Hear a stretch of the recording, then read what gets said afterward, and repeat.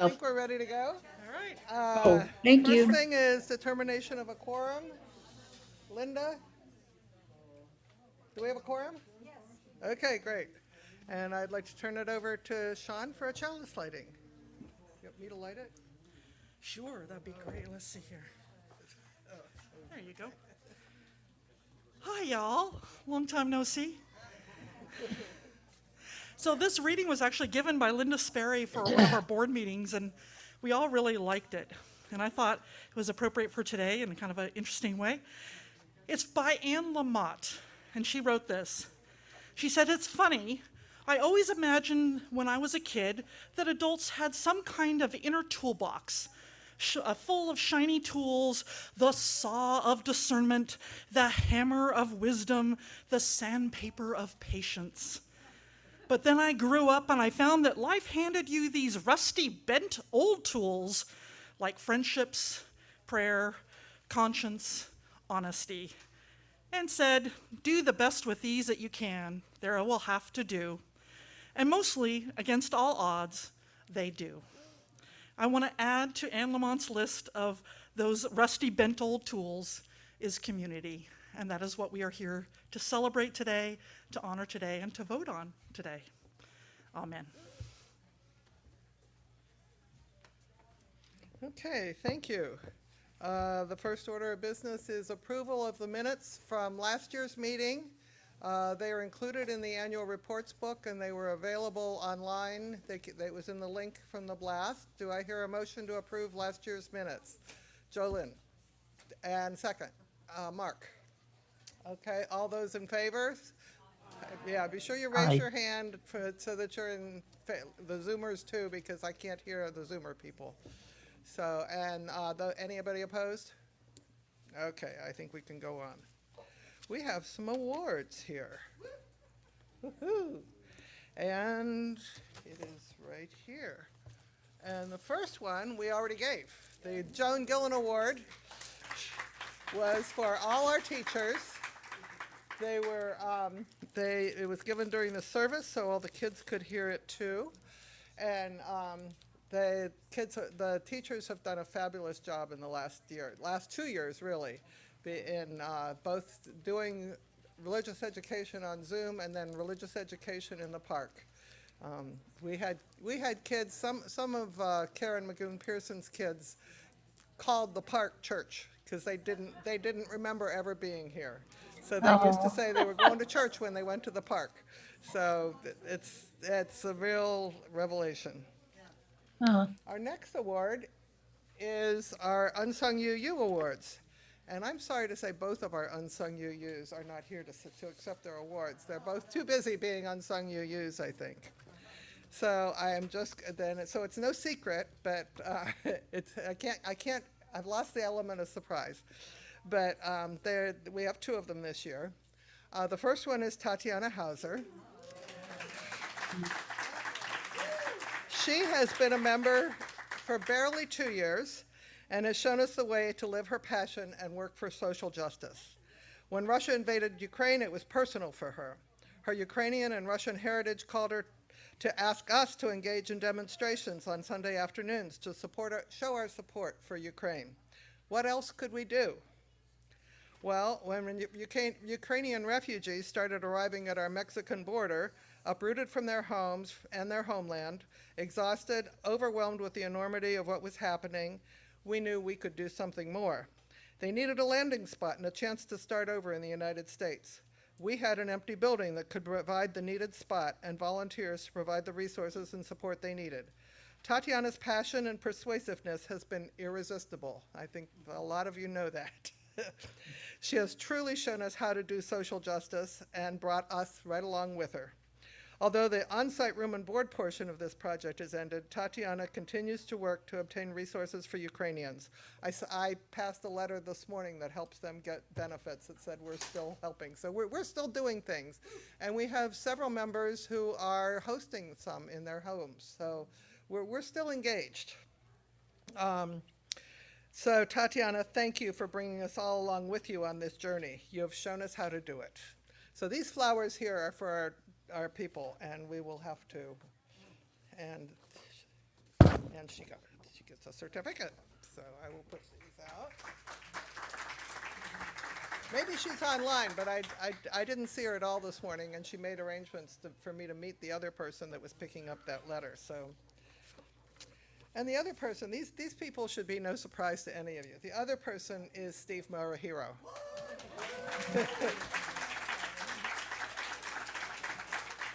I couldn't talk him into staying. He said his dog he had to get home for the dogs. He is committed to all sorts of things. This person has already won the Unsung Uu Award a couple of times, but this time he's outdone himself. When the pandemic began, we were regularly broadcasting sermons on Facebook. As soon as we shut down, Steve went into action and led the Geek Squad in helping each person get the equipment, expertise, and support they needed to participate on Zoom, and this included trips to people's homes if necessary. Last June, we were able to resume on-site services, and we definitely didn't want to give up the flexibility and access we had with Zoom. Steve worked with Beth and Sean to manage the whole process of getting the roomers back and connected with the Zoomers, including recruiting, training, and managing 6 to 8 of us each week. He has always been cheerful and supportive, and I say that, I mean, when he's telling me something for the 5th time that, no, you're supposed to do it, this is what you're supposed to do, and he's always so pleasant about it. I truly don't believe we would be where we are today without Steve. I listened to other presidents talking about the struggles they are enduring just to keep their doors open. In practically every case, they're still on Facebook or just distributing recordings. Steve has made it possible for us to stay connected and provided the innovation and management to provide truly hybrid services. But wait, that's not all. This year, it was time for Beth to have a sabbatical, and he stepped up to be the lead of the Dream Team, including Sarah Hunter and Barbara Morihiro, to keep the choir engaged in singing, as well as providing excellent music for Sunday services during those 10 weeks. They are continuing to do this on Best Sundays Off. And all of this has been done since the last time he won the Unsung Uu Award. So that's why we thought he needed it again. So when we considered the extraordinary gifts Steve has given us over the last 2 years, we knew he deserved it again.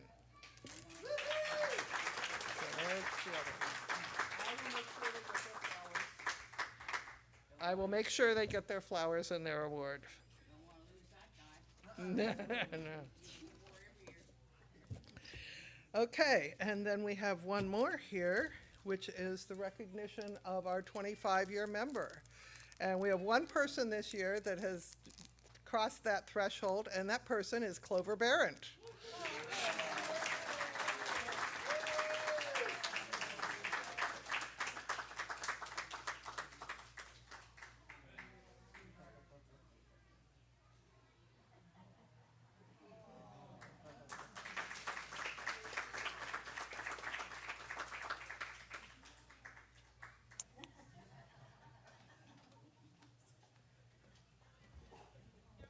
If any of you are wondering, Paul got his 25-year pin years and maybe decades ago.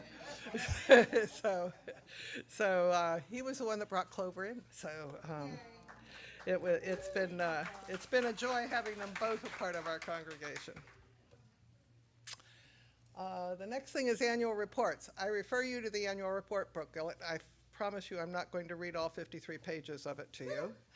But I do, I do encourage you to read it. There's a whole lot of I always learn things from these annual reports. People have worked very hard on doing them. It's available online. There's a stack of them up here. It's a great way to get to know our congregation. And as somebody who's been around a long time and is supposedly the repository of history, they're a great source of our history. And when I love looking back at them and saying, okay, when was that? What year was that we did the Ukrainian project? So, okay. Next thing is proposed bylaws revision, which you have, there was a handout here. It was also in the blast. So I'm trusting the people on Zoom can also have access to this. Everybody have it? This was really a correction. When we were doing, you will see when we do the nomination, the slate and outgoing people, we had a whole lot of people cycling out this year. And when Sue and I were working on, okay, who needs to be nominated, she said, oh no, we have all new trustees and they all need to have 2-year terms. And that's what it said in the bylaws. And we have 4 trustees, and then with 2-year terms, they should be cycling every year. We should be getting 2. So this is an attempt to fix that. And then, of course, we couldn't just make 1 paragraph. We had to make it 7 bullet points. So hopefully, in order to make it clearer, we have done that. So do I hear a motion to approve the bylaw change? Mark, and second, Verdi. Okay, all those in favor, please raise your hands. All those opposed? I am assuming, is somebody watching the Zoom? Yeah. Oh, Judith is. Okay, and she will speak up if I need to pay attention to. Huh? And Steve is. Steve is. Of course Steve is. Okay. Okay, that is passed. Elections of officers, trustees, and stewards and nominators. Okay, you have a slate. It's on the back of the bylaw change, the handout, or it's in the annual reports book. There, as you can see, the officers are elected every year. Even if they can serve more than 1 year, they're reelected every year. They give us the out of telling us to stop.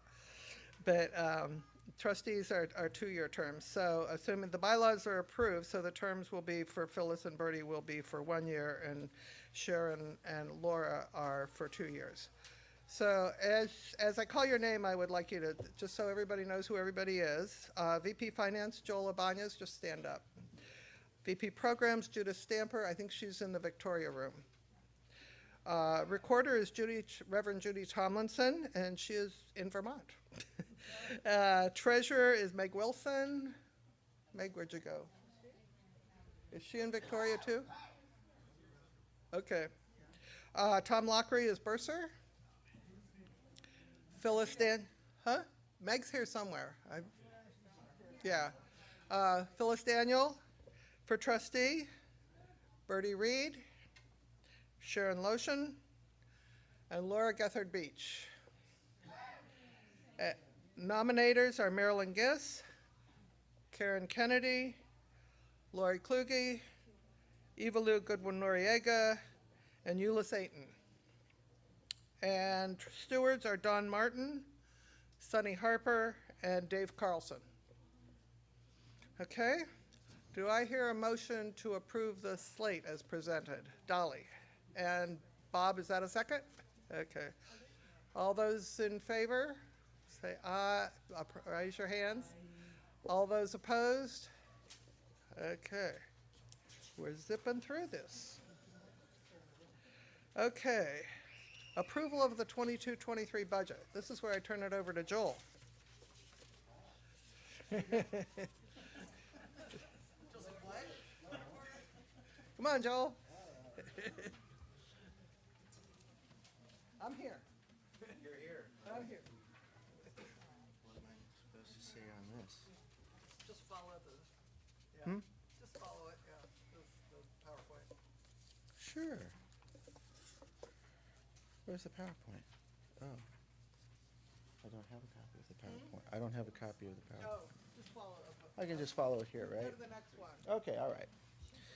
Okay, so as far as the 22-23 budget, we did have a few extra costs this year that are going to increase the budget. We do have a sewer line for the Christian Scientists that's going to increase a cost of $7,500 to be able to provide that. We are going to be needing an audio-video engineer moving forward. Because we do have, as you know, we do have a lot of volunteers that are able to provide that, but as we keep moving forward with new equipment, we're going to need a little bit more expertise. And so we've got $8,000 budgeted for that within, and then we also were able to provide 7% salary raises for the staff members of the congregation. So total, this is going to be bringing us to an extra $31,527. Now, with that, we were able to go ahead and, okay, as far as the surpluses, including the PPP loan that we had, that has been forgiven, so that did create some extra income for this particular year. As you can see, brought us, the year ending last year, we were at a surplus of 28,000. We are now at a surplus of 133,198. So I think we're healthy at this point. So, and in comparison to the 5-year projection that was done last year, we're actually pretty well ahead of what we anticipated, where we anticipated to be at this point. So we're looking like we're moving in the right direction, let's put it that way. As far as the amount of cash we do have in the operating fund, like I said, as I stated before, we are going to need some extra operating reserves of $27,043 within this particular budget. But the cash in the operating fund as of May 31st of this year is at $227,225. So we do have the money available to be able to move forward with that. As far as the 22-23 budget, the use of the operating reserves that we have, that, like I said, I did point out all of the extra costs that are going to be coming through this year. We do have the surpluses that came from the PPP loan forgiveness, which added to our amount that we have available. And in comparison to the 5-year projection, we're doing pretty good. Are there any other questions on that particularly, as far as the extra costs that we are going to incur this year, but the fact that we do have the availability of the funds? No? Okay. Then I will turn it back over to Nancy. Yay, Joel! Woohoo! You want your budget back?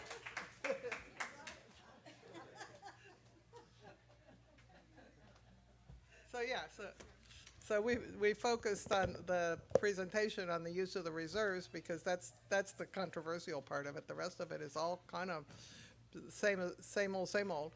And so we wanted to show you that we had been thoughtful about using those reserves and whether we thought it was appropriate. The board has approved this budget to you for adoption. So, Kathleen. I realize that our sanctuary camp. Wait a minute. The Zoomers can't hear you. I realize that the sanctuary campaign is separate from our church budget. However, am I missing it? I don't see it as an agenda item. Or will we be discussing that and where we are and how those monies might impact our budget? Well, I did have in the slide about the comparison to the 5-year that we do have mortgage payments starting when we have roughly 2/3 of the money we're going to need to build the new sanctuary, and we're going to have a mortgage.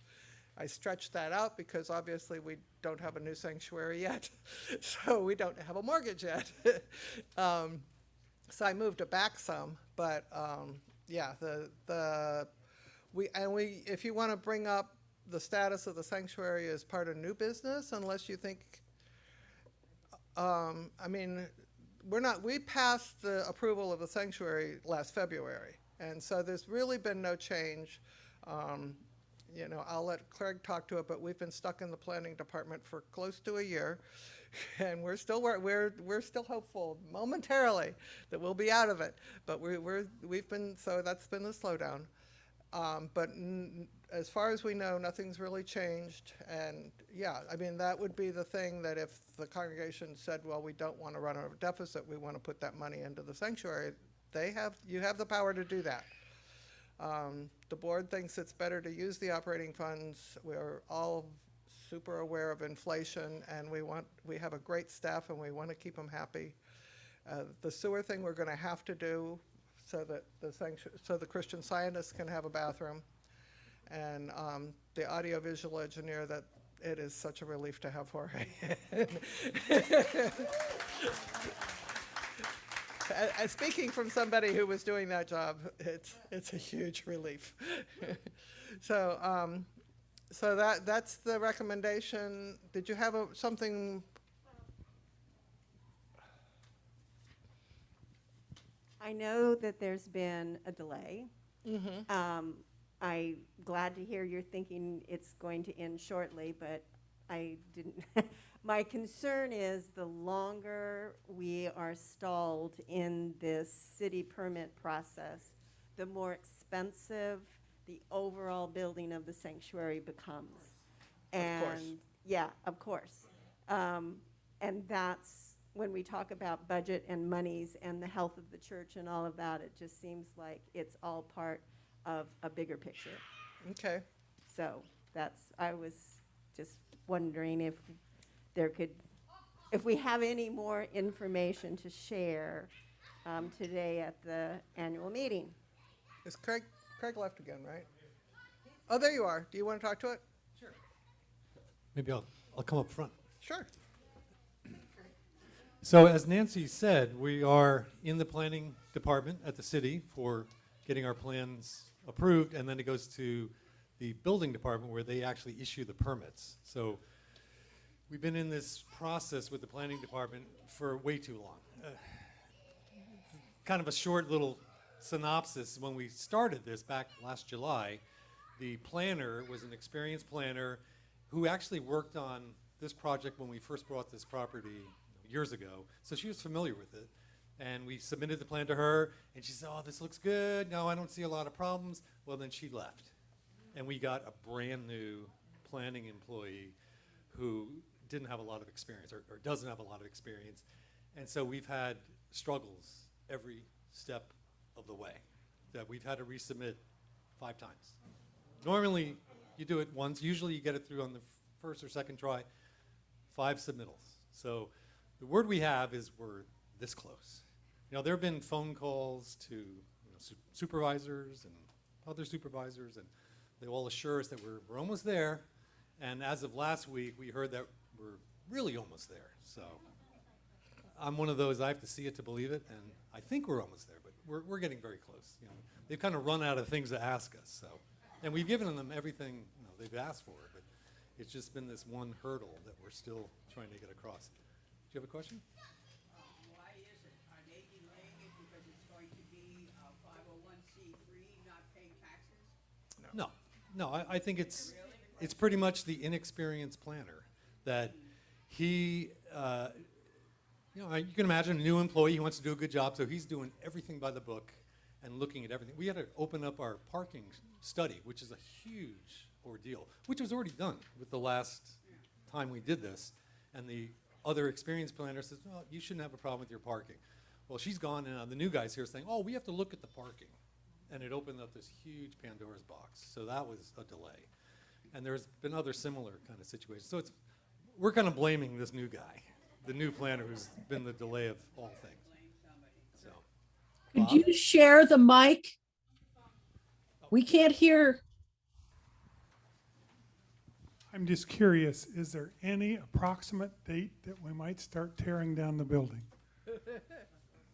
well, we were told with this latest go-around, with our 5th submittal, that they should be done in planning in like 1 or 2 weeks, and that was last week. So we're expecting by the end of next week, we're done with planning, and it goes into plan check, where they actually will submit, or they'll give us the permit after that point. And that's a relatively short process. You know, they go through our actual building plans and make sure we're doing everything properly.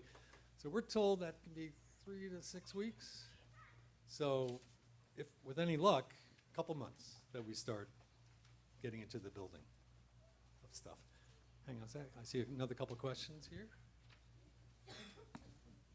I would like to acknowledge Kathleen's concerns about cost being more than it was, when we were planning this. However, on the optimistic side, building supplies are coming down drastically in price now. So the curse might have been a blessing in the long run.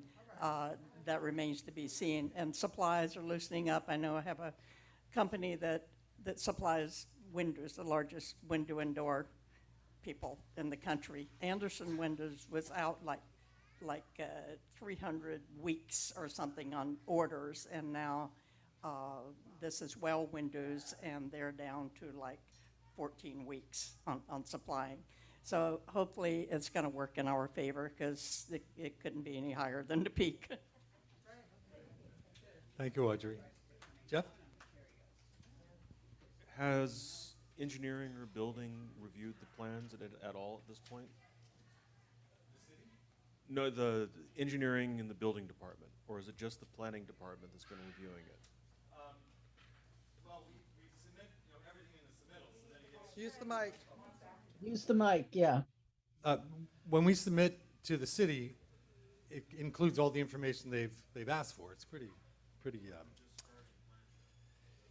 Yes. So when it does go to plan check, it'll go to, like, the fire department gets involved. They look it over, and engineering looks it over, and yeah. So that's why we're hopefully they can all do it in 3 to 6 weeks, but.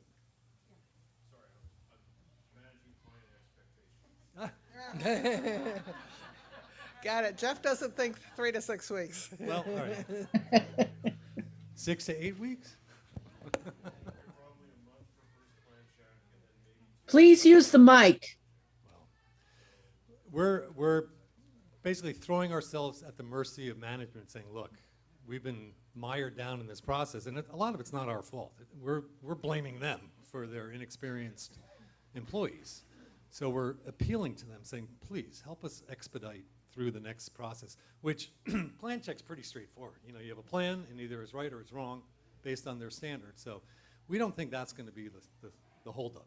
This process now has been the holdup. 2-3 months? I wanna, Hopefully not. Can I add something to Kathleen's question? We got a preliminary estimate from the architect before we ever authorized this. And then the first thing we did was we spent the first couple of months with him tying down the details of saying, do you want this color? Or, it wasn't colors so much as this material or that material, and what's going on the ceiling, and how are we going to work all this? And we got a first bid. We have a contractor that is familiar with the project, so we're not starting fresh. We agreed as a committee to have a sole source contractor based on the relationship that our architect has with this and the recommendations we got from several churches that had already worked with them. So this contractor already knows our project. And so after we did all of our, we want this and not that and kind of thing, he gave us another bid, which was higher than 1.8 million. And we said, oops. And so we toned it down and we got it back to 1.8 million. And then it went into planning. There are some things that have happened during the planning process and will surely happen during the building process that they'll say, oh no, you're going to have this. One of the outside downspouts versus inside downspouts, all that kind of stuff. We're working on it. But we won't really know until we get the building department says, yes, this is what, I think once we get that first one back, maybe he'll start working on the bid. Until we get that bid back, we won't really know where we are on costs. And, the poor general contractor it's a lot of work to create this thing and checking prices and all that. So we don't want to make him do it just because we'd like to know now. And it's probably going to change anyhow. So right now we're in that phase. We're trying to get it nailed down, what is it exactly that we're going to build, and then he'll give us a quote, and then we'll say yes or no, or then we'll have to deal with it. And we just gave our staff 7%, or no, we haven't actually approved it yet. But we're giving our staff a raise because of inflation, and we're aware of that. So we're hoping that we will be able to, there will be things that we can say are optional, but we don't know that for sure yet. That's where we're at. Other sanctuary questions? Anything else? Okay. We're on the budget. Do I hear a motion to approve the budget as proposed? Mark? Mark likes to get into the minutes. Oh, do you have a question? No. You're making the motion. Okay. Do we have a second? Sarah Hunter. Okay, any other discussion? All those in favor, raise your hands. All those opposed? Okay, the motion passes. Good Trouble Congregation. This is a program of UU the Vote. This is a passion of mine, and I put it in the blast for a couple of weeks earlier on. UU the Vote is a Unitarian university. It's affiliated with us. It's part of the denomination, I think, and but it's a separate organization. They are working on getting as many people to vote as legally. They're working on voter registration, getting voters engaged. They are working, I mean, our fifth principle is belief in the democratic process, and they're working to improve our democracy. They have created this program called the Becoming a Good Trouble Congregation. There is no obligation to us in this. It is a marketing campaign, basically. And there are things that they want us to do. There are 7 things listed. We would have to do 4 of them for them to say, yes, you're a Good Trouble Congregation. So I'm just looking to see, is this something we want to do? Do you want to participate in this? I know that there are people that send out 1,000 postcards, and I also know that there are people that are going to ignore this. And so I think we can make this. I'm also looking for a team to kind of lead it. They give you a lot of resource materials and newsletter articles and that kind of thing to encourage us. But do we want to be encouraged? Do we want to participate? If you're in favor, raise your hand. Okay, good. About 2/3 of us? Okay, I assume Zoom is about the same. Craig? Huh?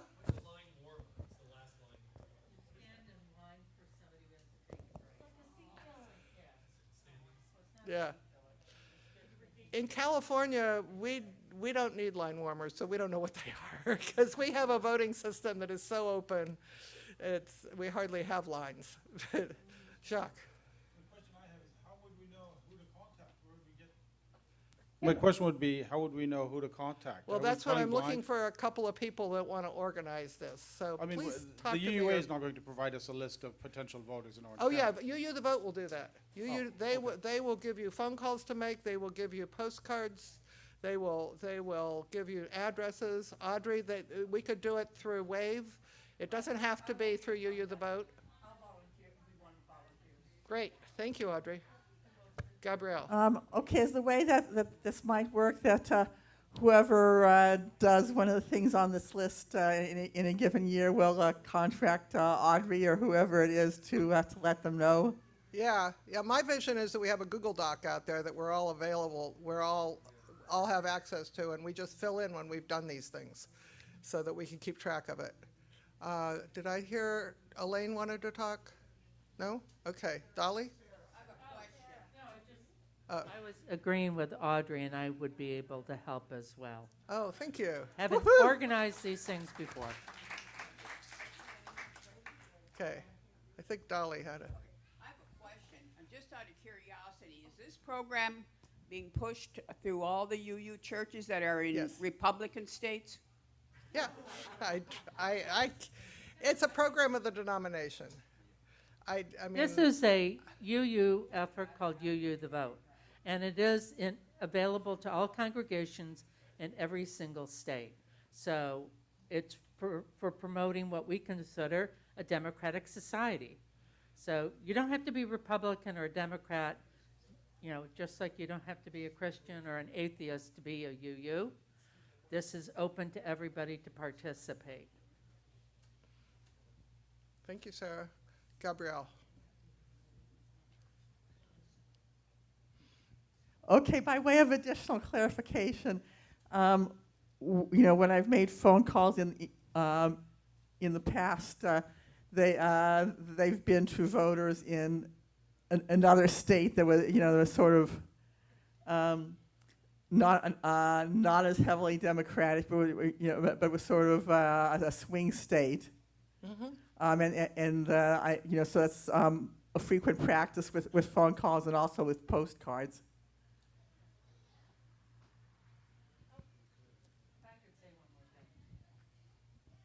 It is not affiliated with any particular. We as a church cannot endorse a particular politician. We can, you shouldn't, when you're making those calls, say that. It is to encourage people to get out and vote. You saw the midterms. We had, 17% people turn out to vote? That's embarrassing. So this is to get people to be registered and to vote. It's not to put out that you're a UU. It's not to put out that you have an endorsed candidate. It's to get people to vote. Absolutely. I second that. That's their whole focus is engagement, not how you vote, but that you vote. and that we encourage others to do that. So, okay. I saw any other discussion on that? Okay, is there any other new business that we have to have an open spot for anything that anybody wants to raise? Is there anything on Zoom? I assume not.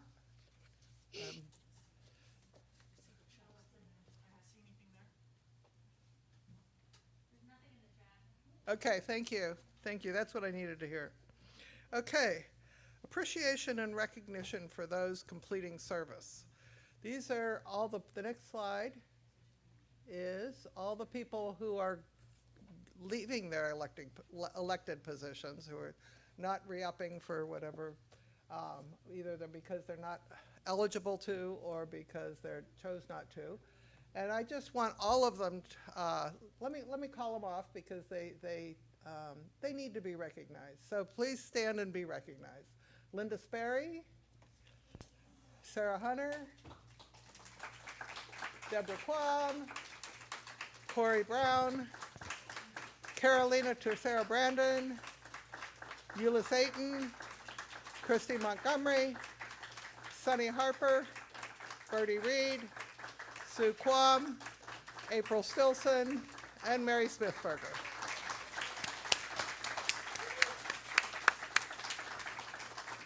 Thank you all for your service. It takes a village, and it takes a lot of people, and I really appreciate all the commitment.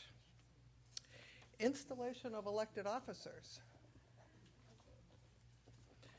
We had, Sean and I had a little miscommunication. So it's old school piece of paper for you to look at and read from.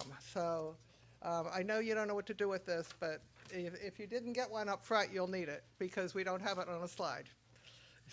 And Zoomers have it. So Sarah Jones will be putting it in the chat as well. So this is our ceremony of installation for our board. So our Unitarian Universalist faith is a sacred tradition. It has one, it's called democracy. We are the inheritors and participants of this great tradition. It is our greatest spiritual practice. This practice requires the thoughtful concern of those who vote and of those who take on the mantle of leadership. Both sides must take time to discern what is best for this beloved community, often setting aside their own individual concerns and fears. There is a sacred trust that develops and must develop in those who are chosen to serve. Those who take up the mantle of leadership deserve our greatest respect and gratitude. And I would like the incoming board to please come up here and stand up and be recognized and be part of this. You're all going to have a piece of this together. So please join me up front.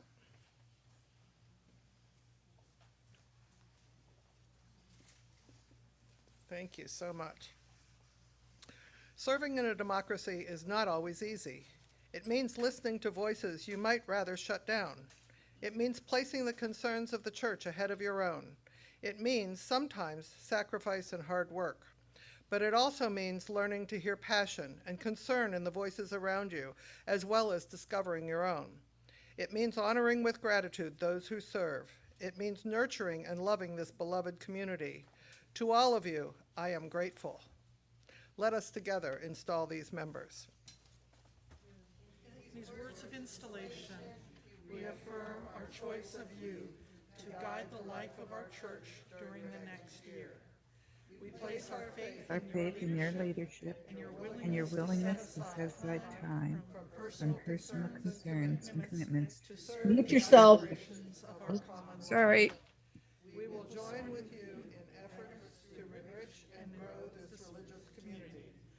We pledge to support your work in generosity of spirit, giving our time, energy, creativity, and material resources to sustain the growth and well-being of this beloved community. In our election, you have placed your trust in each of us. As leaders of our congregation, we accept the responsibility of exercising leadership to ensure the ongoing health and vitality of this beloved community by nurturing our physical, financial, and human resources of this congregation in accordance with the church's mission and bylaws. We vow to act with care and diligence and to serve the greatest good of this community. In the spirit of truth and love, we will work with you, our staff, and with our minister to create the church that together we envision for us and for the communities we serve. Let us all say together then, love is the spirit of this church, and service is its law. To dwell together in peace, to seek truth in love, and to help one another. This we affirm together. And I